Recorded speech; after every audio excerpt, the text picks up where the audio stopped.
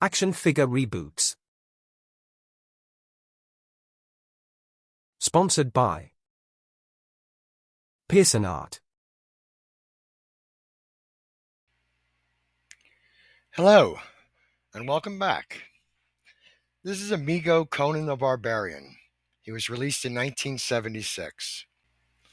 Now, admittedly, when this figure first came out, I had really no idea who he was. The first time I even saw him was on the back of this package, and it just said Conan, so I really didn't have any idea who he was at all. And after he was released, I barely even saw him in the store that I can remember.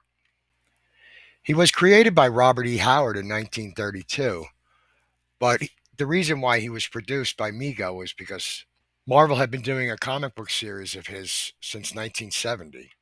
Looking back on that choice today, it just seems odd that Mego would do this figure. Not that he's a bad character or anything, it's just he was kind of obscure, I think, to most kids my age, which I'm sure is why Marvel wanted it produced. But from a production standpoint, there's a lot of pieces on this figure. You have the bracelets, you have a sword, an axe, a sheath, a belt, and boots, all produced for this specific figure, and no reuses for any of these.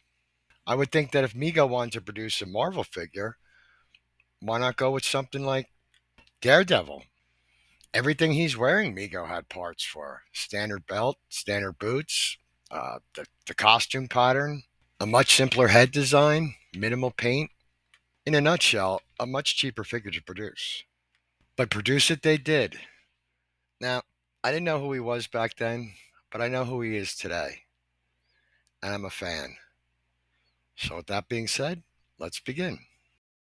The first thing I want to do is I want to get rid of the axe and the sheath that holds the sword. I just want to give him the sword itself. I think that's good. I don't think he needs the axe, and the sheath kind of gets in the way. So, I'm not going to use them. Now, there's two things that always bug me about this figure, and one of them is the head.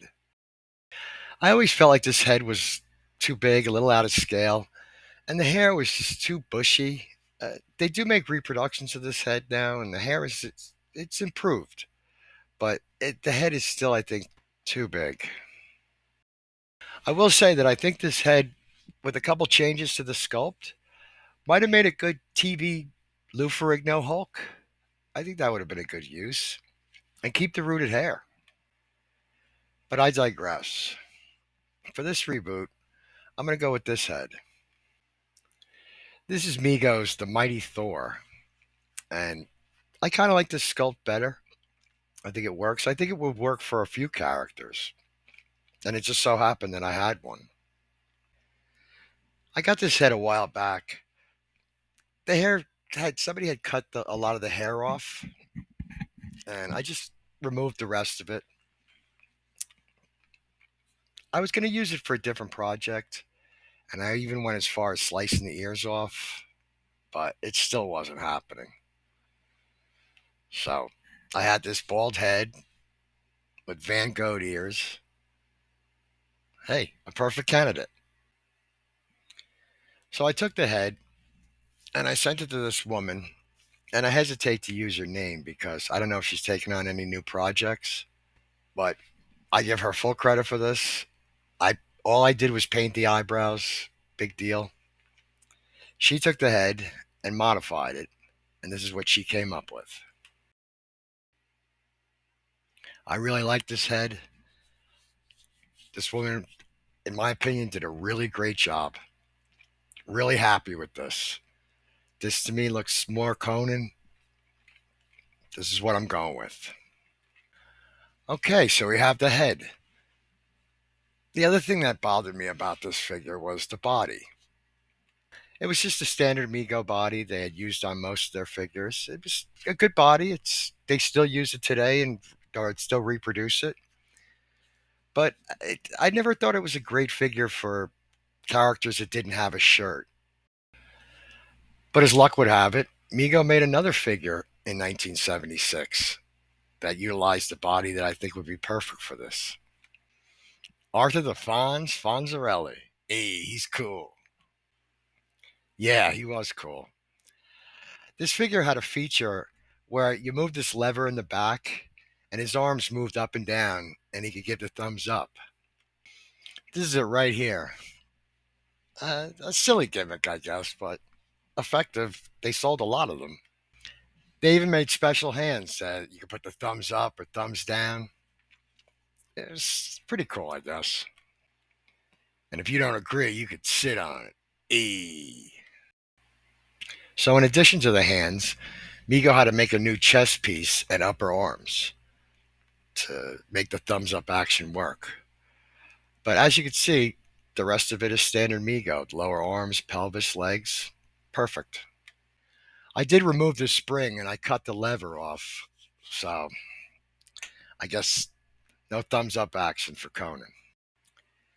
Okay, so we have our head, our body. Now for the accessories. We're going to start with these hands from the new Mego bodies. I like these, they grip better.